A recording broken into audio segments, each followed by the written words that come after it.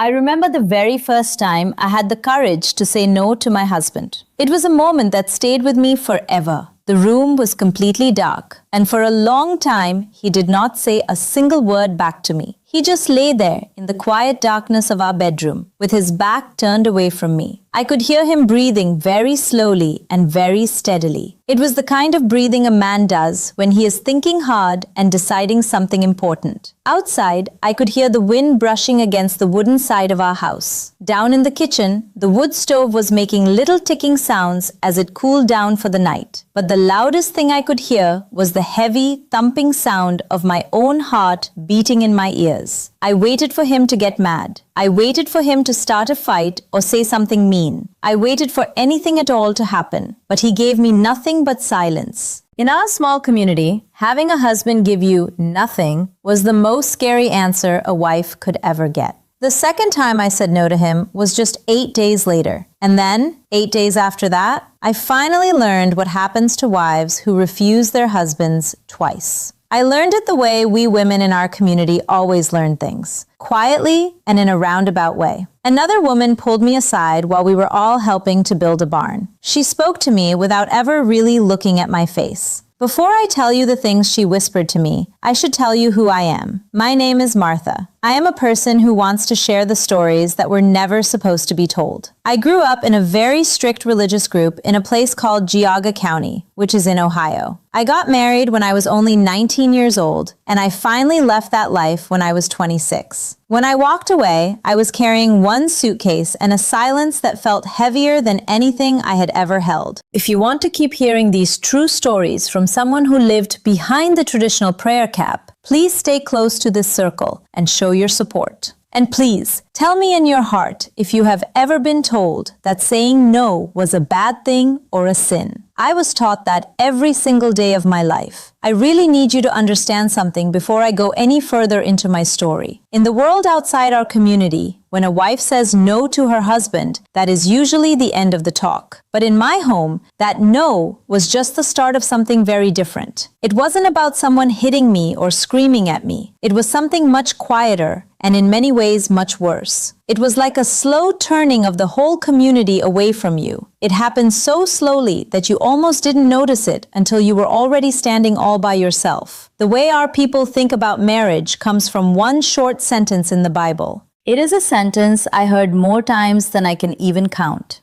It says that a wife must do what she is told, and a husband is the leader. That is the whole plan for a family. There were no verses about whether the wife was comfortable. There were no holy words about her being tired. There were no sermons about the days when a woman's body simply has nothing left to give because she has worked so hard. The leader of our local church group once said in front of everyone that a wife who says no to her husband is opening a door for the devil to walk through. I was only 17 when I heard him say those words. I remember sitting there and looking down at my hands in my lap. I thought to myself, I will never open that door. I will be a good wife. I will never give anyone a reason to be upset with me. I married a man named Jonas in the spring, right after I turned 19. He was 22 years old. He was the second son of a family that owned a dairy farm just 3 houses down the road. Jonas had very quiet hands and a serious face that almost never showed a smile. Everyone told me he would be a steady husband who would provide for me. Everyone told me I was very lucky to have him. Our wedding was held on a Tuesday in the month of May. There were 300 people gathered in my father's barn to celebrate. We had a big meal with roast chicken, cream celery, and 7 different kinds of sweet pie. By the time the very last horse and buggy rolled out of our lane that evening, I had been awake for 19 hours. My feet were very swollen and hurting inside my new black shoes. The first year we were married was what I now call the practice year. Jonas was patient in his own quiet way. I spent my days learning how to take care of his house. He learned how to come in from the barn and always find his dinner ready on the table. We had our first son before our first year of marriage was even over. Then we had a daughter only 14 months after he was born. By the time I was 22, I had 2 tiny babies to look after.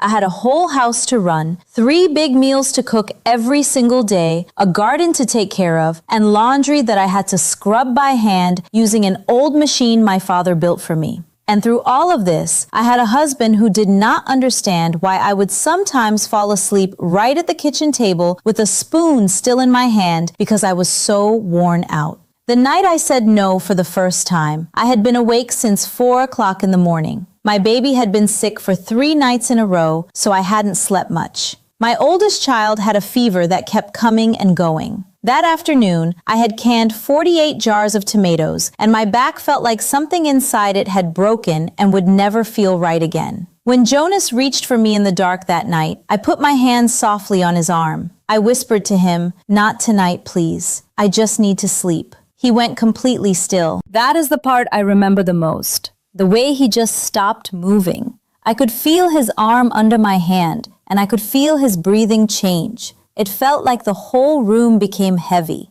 Then, without saying a single word, he turned his back to me and stayed that way until the sun came up. I lay awake next to him for hours. I stared at the ceiling and listened to him breathe. I wondered if I had just made a mistake that I could never fix. In the morning, Jonas was already out in the barn working before I even made it downstairs. He came in for breakfast and ate his food without ever looking at me. He went back out to milk the cows. He came in for lunch and ate in total silence again. He would talk to our children, but he would not talk to me. Not that day, not the next day, and not the day after that. For 5 whole days, my husband walked through our house as if I were not even there. On the 6th day of this silence, my mother came over to visit. She brought a basket of fresh bread. She put it on my table and watched me move around the kitchen. She had that careful look mothers get when they already know something is wrong. Finally, she asked me, "Is everything going okay between you and Jonas?" Even though I had never lied to my mother, I told her, "Yes, everything is fine." She nodded her head slowly. Then she said one thing that I will never forget. She said, "Martha, a wife who lets the cold inside cannot complain when the house freezes." That was all she said. She picked up her empty basket, walked out the back door, and did not look back at me. I sat at my kitchen table for a very long time after she left. I wish I could say I understood exactly what she meant right then, but I didn't. Not totally, but somewhere deep inside my tired body, I knew that a message had been sent to me. And that message didn't just come from my mother. It came from the whole community. It came from a long line of wives, going back many years, who had also been told by their mothers that the cold was their own fault.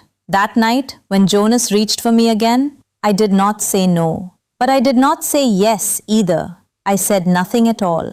I just lay there and let it happen. Afterward, I turned my face to the wall and cried very quietly so that not even the baby sleeping near the bed could hear me. 8 days later, I said no for the second time. I don't even remember exactly why now. I think I was just so tired that my body said no before my brain could even think about it. I told him, "Jonas, I can't. I'm sorry. I just can't." And just like before, he turned his back. The silence started all over again. But this time, the silence felt different. This time, the silence felt like it had teeth. The next morning, my sister-in-law Rachel came over with her 3 kids. She stayed for an hour, but she never mentioned Jonas. She didn't have to. Instead, she talked about other things. She talked about a woman who lived 2 districts away, whose husband had asked the church leader to go talk to her. She talked about how hard life had been for that family after that happened.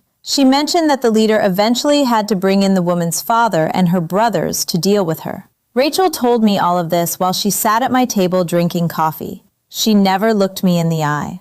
That is how the women in our world give you a warning.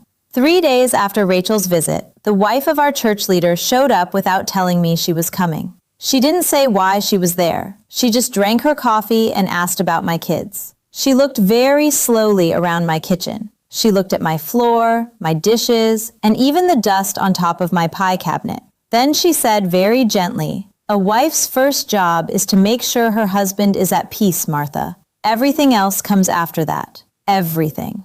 She finished her drink and she left. The barn building was the next Saturday. I was standing behind the long tables where all the women were setting out the big lunch. An older woman named Lydia, who I didn't know very well, sat down a tray of bread next to me. She stood there and spoke without looking at me. She said, "Child, I am going to tell you something that no one ever told me. I am only going to say it once, so you need to listen." She told me that when a wife says no once, it is just being tired, and a good man understands that. But when a wife says no a second time, it is seen as a pattern. And a pattern is what the men talk about when they are standing by the fence after church services. She told me that by the third time you say no, his mother will come to see you. By the fourth time, his father will come. By the fifth time, the church leader will show up. And by then, it won't matter what you have to say. It will only matter what the men decide to do. She stopped for a second to fix a loaf of bread on the tray. She said, "They do not hit us. That is not how we do things. What they do is much harder. They take the warmth out of the house, one little piece at a time, until you are so cold that you would do anything just to feel warm again."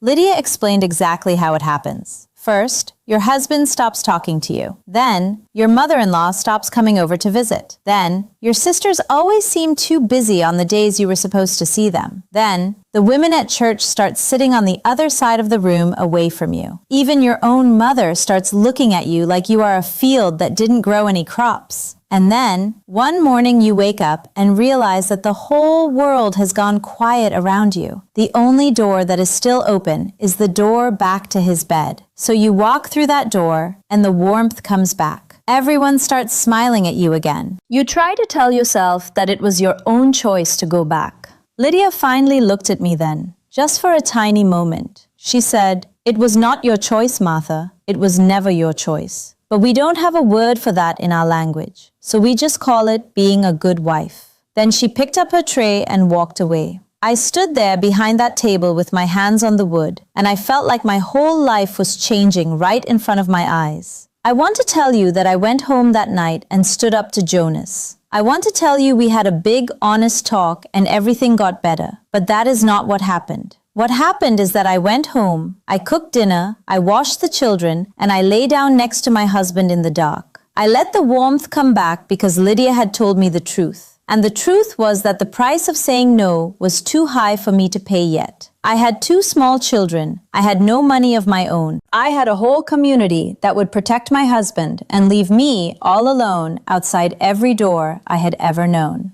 I stayed for 4 more years after that day. I had another baby. I learned how to understand my husband's silence the same way other women learn how to tell the weather. I could tell just by how he held his shoulders at dinner if the night would be okay, or if it would be a night I had to prepare myself for. I became what my people called a good wife. But deep inside of me, in the part that Lydia had spoken to, something small and strong was growing. The community couldn't see it, but it was there. I finally left when my youngest child was 3 years old. I won't tell you that whole story today because it is a very big story for another time. But I will tell you that the shunning, the way the community cuts you off, happened exactly like Lydia said it would, only it was even bigger. The letters I wrote to my mother were sent back without being opened. My sisters would cross to the other side of the street if they saw me in town. The only time I ever saw my father again, he looked right through me as if I were made of glass and wasn't even there. In the years after I left, I learned that what happened to me has a name in the outside world. It actually has a few names. When I started seeing a person to talk about my feelings, a helper called a therapist, she gave me these words very slowly. It was like she was feeding warm soup to someone who hadn't eaten in a long time. She called it coercive control. She called it using emotional withdrawal as punishment. She called it community-enforced compliance. She explained that it is not really consent when the price of saying no has been made so high that you can't bear it. In my old community, none of those words existed. We only had one word for what was happening to us. We just called it marriage. I want to be very careful here because I'm not saying that every husband in that community is a mean person. Jonas was not a mean man. Jonas was just a man who grew up inside the same silence that I grew up in. He was given a set of rules for how to be a husband, and he followed those rules exactly how he was taught. The leader who gave that talk when I was 17 was not a monster either. He was just an old man saying the same words that had been told to him when he was young. The mothers, the sisters, and the wives who came to my kitchen with coffee and warnings were not bad people. They were just women who had once stood exactly where I was standing. They were women who had once let the cold in and then felt the warmth come back. They learned to call that warmth love, because if they didn't, the truth would have been too much for them to handle. The real problem is the system, not the individual people. It is the system that takes a woman's no and turns it into a problem for the whole town. It is the system that says being tired is a way for the devil to get in. It is the system that makes yes the only safe thing you can say in our language.